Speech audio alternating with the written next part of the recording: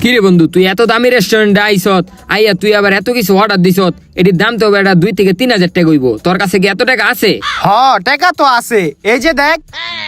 আরে বেটা 100 টাকা, এই 100 টাকাতে কি হইব? আরে তুই খা, বাকিটা আমি দেখ খালো মনে। আচ্ছা ঠিক আছে, আমি খাইলাম, কিছু হইলে তুই রিক্কা লবি।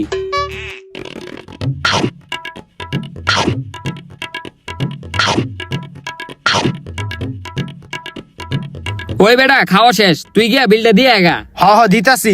এই ওইটার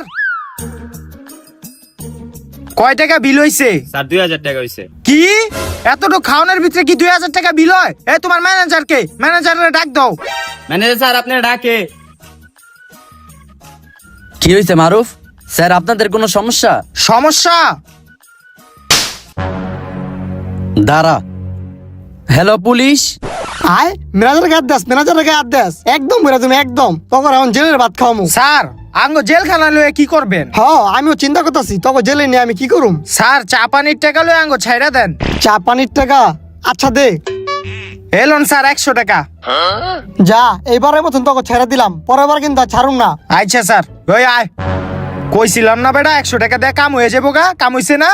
হ বেটা, তোর বুদ্ধিটা ভালো আছিল, আবার এমন করবো? হ হ, এখন আয় আয়।